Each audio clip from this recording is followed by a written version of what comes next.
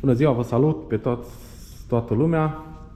Astăzi filmăm partea a doua a Mercedesului ML-ul, ML350 Bluetech. Care nu ați văzut prima parte, eu o să vă las un link în descrierea de jos, să mergeți să urmăriți prima parte în care am făcut constatarea motorului vechi. Ce am constatat, v-am spus și în prima parte, nu mi-au plăcut foarte tare cum arată capacele de la Vibroken. Se vede ca și cum ar fi rectificate cu polizorul. Ce am făcut? Am trimis Vibrokenul la verificat și băieții de acolo ne-au spus că Vibrokenul este îndoit. Atunci am căzut de comun acord cu proprietarul, decât să riscăm să nu putem rectifica Vibrokenul și blocul, pentru că și blocul și la bloc au fost învârtiți cuzineți în bloc, blocul fiind de aluminiu, dur aluminiu, nu știu de ce îi. Am căzut de comun acord și am luat un motor second hand, undeva băieții de la dezmembrări au spus că undeva la vreo 130.000 de kilometri. Nu arată rău motorul. Trebuie să înlocuim pentru că o provenit de pe nu știu ce mașină. Nu ne potrivește baia de ulei asta de tablă și semibaia de ulei de aluminiu. Deci trebuie să întoarcem motorul invers, desfacem baia, desfacem semibaia de aluminiu. O să le pun pe cele de pe motorul nostru, echipăm motorul sus, îl punem, sperăm că avem toate piesele. Am cumpărat și electromotorul second de pe motorul care l-am luat, pentru că băieții din Germania au fost foarte de treabă și au omis să ne-l pună. Schimbăm de pe unul pe altul, accesorii, tot. Am comandat garniturile de la răcitorul de ulei, pentru că este mult mai ușor să le schimb acum decât să terminăm de echipat aici turbine, galerii și alte celea. Am comandat și garniturile de la turbo, simeringul de la palier l-am comandat nou. O să le pun pe toate sus, îl echipăm. Sperăm că nu mai avem alte probleme cu cutia de viteză, cu știu eu ce mai poate să intervine, suspensie defectă, pernă de aer spartă. Vizionare plăcută, vreau să vă mulțumesc din suflet pentru abonările făcute. Vă salut cu respect. Dacă credeți că doriți să vedeți un anumit model de mașină pe canalul nostru și eu pot să-l aduc aici să facem un film cu el, scrieți-mi jos în comentarii. Încă o dată, vizionare plăcută, să-i dăm drumul la treabă.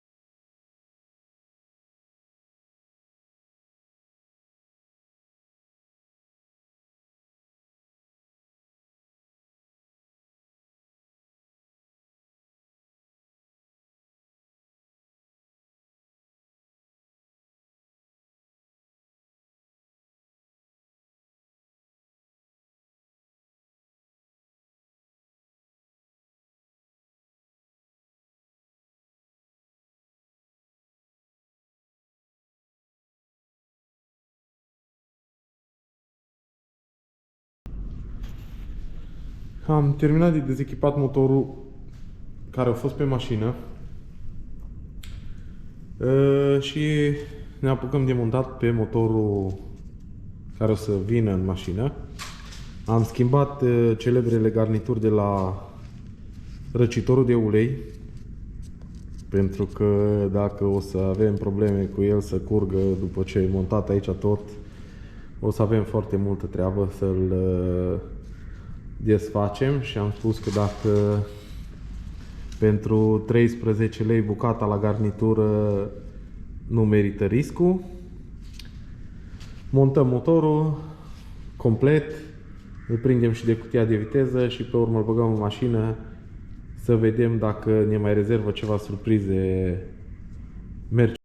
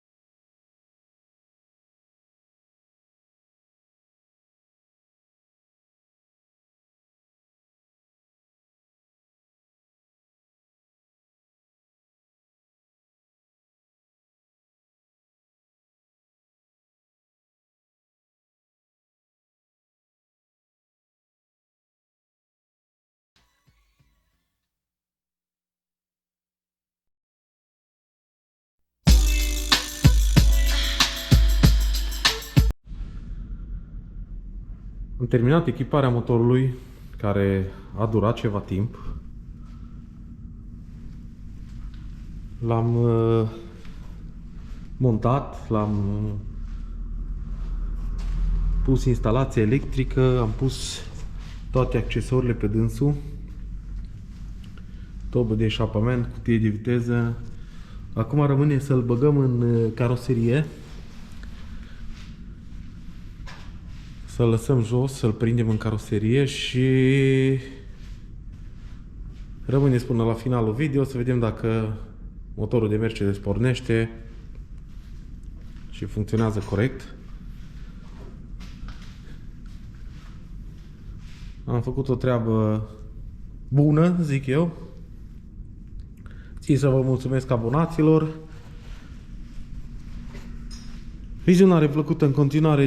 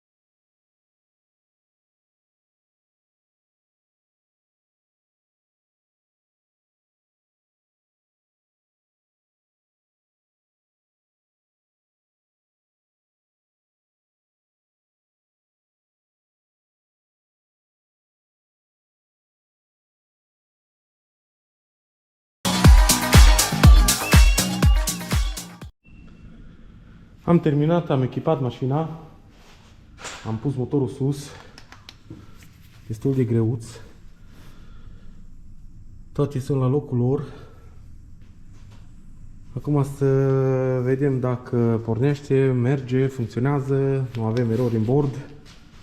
Oricum mai avem de făcut în interior, de prins scaunul, de programat în alta. Să vedem dacă o să pornească.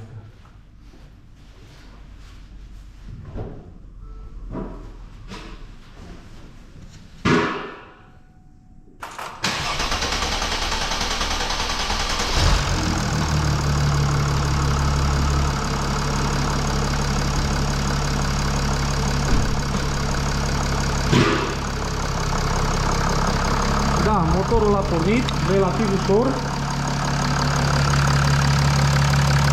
Funcționează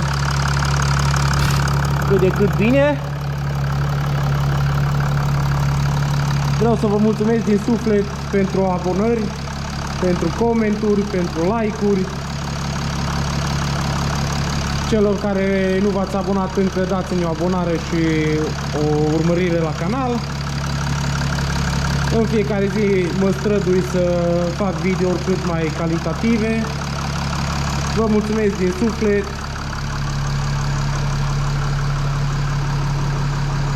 O zi frumoasă. La revedere!